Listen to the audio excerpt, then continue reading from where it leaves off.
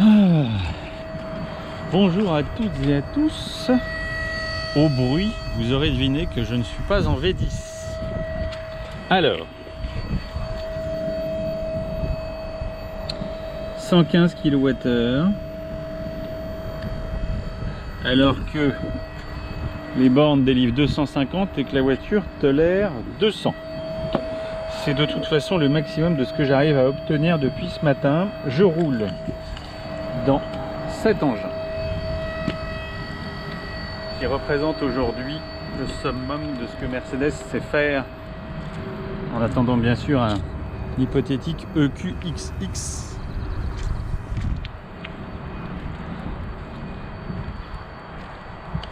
Est-ce que c'est bien? Oui. Est-ce que j'aime? Oui. Est-ce que c'est ce qu'il y a de plus pratique pour faire des longs parcours? Non. Donc je sais que je vais comme toujours m'attirer les foudres des passionnés du genre. J'ai quand même la conviction, quand on s'achète une voiture de 5,22 m avec 4 voire 5 places, un énorme coffre dont le principe de base est d'être autoroutier, on aime à pouvoir partir et faire de la route sans réfléchir. Je dis pas que l'achat d'un EQS aujourd'hui réclame une intense réflexion. Je dis juste que je me suis arrêté dans une station dont la voiture me disait qu'elle fonctionnait, elle ne marchait pas, qu'on est censé envoyer 200 kW et que j'ai 108, et que globalement tout prend plus de temps. Alors ok, c'est un nouveau paradigme, il faut s'y faire, on va s'y faire, et ben super, on va essayer de s'y faire.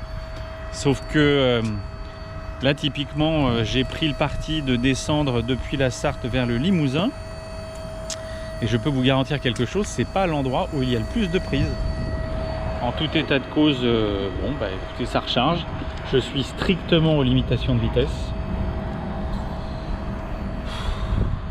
Finalement, nous qui option défendons les gros moteurs, le plaisir de conduite, l'agrément, qui est réel hein, avec les voitures électriques, est-ce qu'il est judicieux de prendre un EQS 580 quand il arrivera, voire un AMG, un 4matic? Bah non.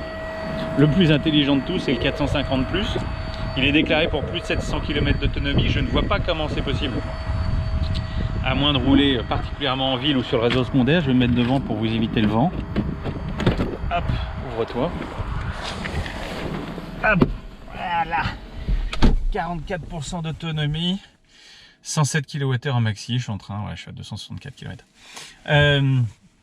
Je pense raisonnable, sachant qu'on est au mois de février, qu'il fait 4 degrés, que moi je suis désolé, j'ai vu qu'il existait des tests de certains confrères, j'allais dire, qui disaient qu'ils arrivaient à obtenir des autonomies inférieures à celles d'une Zoé et qu'on pouvait faire plus de 800 km, c'est-à-dire plus que l'autonomie de WLTP déclarée. Ça me fait doucement marrer. Pourquoi?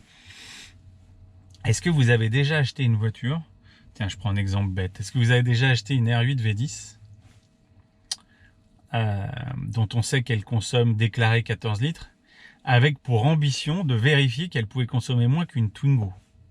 Alors, c'est faisable hein, de rouler en EQS et de faire, je sais pas, 800 km peut-être, ou beaucoup plus. On m'a même annoncé 12 kWh, ce qui me fait doucement marrer. Vous savez quoi? Je vais couper le chauffage. Je vais rouler comme ça sur autoroute. Et mais c'est moi qui crie. Elle est demeurée cette voiture. Alors celle-là elle est pas mal. Elle est pas mal. Je suis dedans et la voiture Queen. Faut le faire. Donc je vous disais oui, on peut rouler avec son anorak. On peut couper la clim, on peut éviter d'utiliser le préconditionnement de climatisation. C'est ce que j'ai fait ce matin, je suis parti à 7h30. Je lui ai dit ça serait sympa que 10 minutes avant que je parte, tu te sois mise en route et tu me mettes 20 degrés pour éviter que je décède de froid. Donc ce faisant, elle l'a géré, sauf qu'elle avait perdu 14 km d'autonomie. Donc est-ce que le jeu consiste à acheter une voiture avec de l'autonomie, à couper la clim, le chauffage, les sièges chauffants, le volant chauffant, la radio, à se mettre en suspension confort, à supposer que l'électronique réclame moins d'infos que si elle est en sport, en pré-contrainte? Ça fait beaucoup quand même de conditionnel, là où aujourd'hui on peut encore monter dans un engin et lui mettre codement du pétrole pour faire des bornes. Vous voulez que je vous dise, dans la gamme Mercedes aujourd'hui, quelle est la panacée pour qui a cette envie de rouler aussi en électrique, pour peu qu'on ait envie surtout de l'utiliser là où à mon sens il est plus judicieux, c'est-à-dire en ville. À prix égal, c'est une S580e 4matic. Pourquoi? Ou pas 4matic d'ailleurs.